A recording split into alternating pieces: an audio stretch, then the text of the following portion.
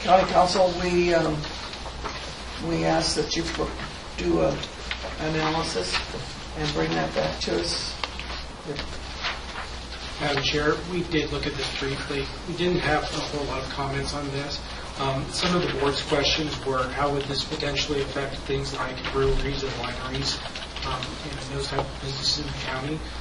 As it is, the county's existing groundwater ordinance does call out the importance of using groundwater in producing the county's economic commodities, for example, agriculture, obviously, and the other production outputs that come from the use of groundwater would also fall into that category. I don't see any direct connection between this ordinance and those uses. I mean, those are uses in the county when the groundwater is used here to produce those products. So, you know, this only applies to groundwater that is or would be exported from the county. And that would require the use or the obtaining an export permit to have that ability. And that really does not appear to be what groundwater is being used for when it's put to use here in the county itself. It's mainly to prevent the issue of exporting raw water, which I don't think is a concern, obviously, for economic activity here in the county. Okay, thank you. Thank you. Any comments from the board? So just through County Counsel, so with regard to what's proposed to us, this is a petition, a citizen petition that's before us. What are our options? So the board's options at this point are to go ahead and adopt the ordinance without alteration as proposed by the proponents, or to submit this to the voters at the November election. Okay, thank you. Okay. Any other comments from the board? Okay, we'll go with public comment. Rosalind McCoy.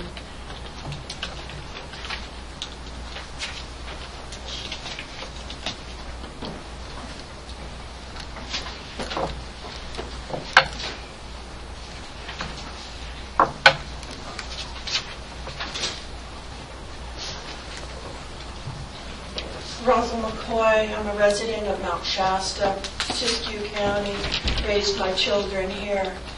And this code was written by staff, by the Board of Supervisors years ago.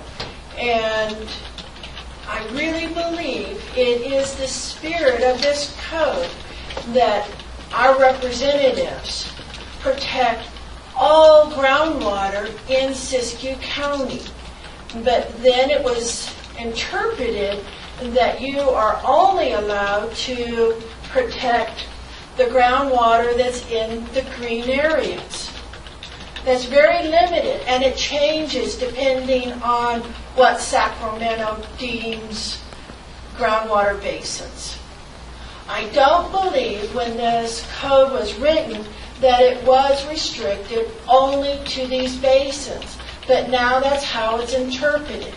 So we need to clean up the language just a little bit to bring it back in alignment with the true spirit of this code, that our representatives, us here, can protect all groundwater in Siskiyou County.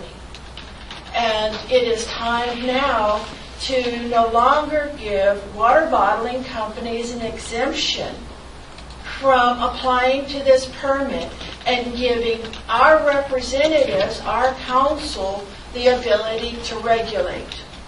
And it doesn't mean you have to stop it. We're not saying stop this. We're just saying, I'm saying that if a problem comes up, you will have the tools to modify what is extracted, and to make sure that if a plant, a water bottling plant, moves into a farm area, that the farmers do not suffer because there's no regulation on this industry. It isn't a huge change. It's very simple. And I haven't heard any reason why we need to rubber stamp a water bottling company, why we need to subsidize this type of jobs. We found with Dannon and Coca-Cola, a lot of these jobs are low-income jobs, and we subsidize it with food stamps, with meals at schools, and we're still holding the bag in Mount Shasta because we took out a bond to expand our schools to make sure our children had hot food. And now they left town, and we're still paying for those schools. And we're going to continue. So please, it's not a threat. And at least if you don't support it as a group, individually support this. Thank you. Andy, who's code? I'm actually for E. Oh, okay. Looks like a C. Angeline Cook.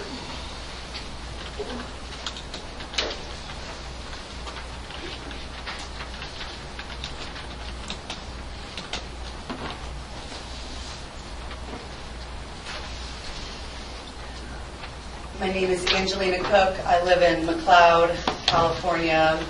I've been a resident of Siskiyou County for about 12 years. I'm the proponent of this initiative, and I thought it was coincidental that this presentation from the lead foresters in our county really underlined the importance and the value, the incredible value of water in this time of record-setting, unprecedented drought. This is a time for us as a county, for us as stakeholders, for us as diverse stakeholders collaborating, working together to find ways how to use water as the lifeblood of our economy and our ecosystems, but in a way that does not deplete our rivers and our groundwater, aquifers and basins. This initiative is really an effort to improve our ability to make sure that water is being used in a truly beneficial way. We're not asking for any prohibitions or banning anything. We're just saying if there's going to be bulk exports of water, we need to know how much is being taken, who's taking it, from where, and for how long. So we're just asking for water bottling entities to be held to the same export permitting processes as everyone else in the county. I was glad to hear that County Council agrees that there's nothing in this initiative that will impede the exportation of agricultural commodities.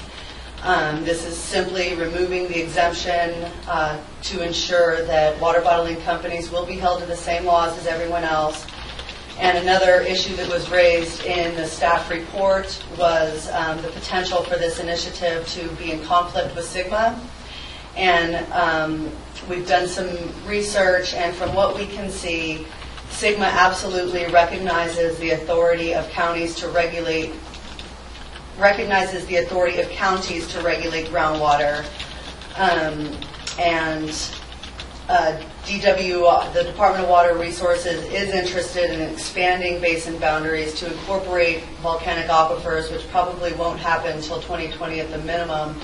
But SGMA is an opportunity, the state telling counties, we need to regulate groundwater in our state. Facing these changing conditions of the 21st century, we can't do what we've been doing in the 20th century. And so this is our opportunity to come together as a county, clean up our ordinances, tighten up the way we permit large water exports.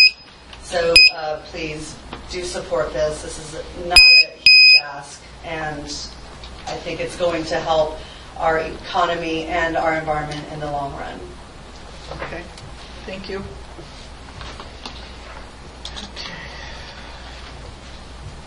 Board comments, questions?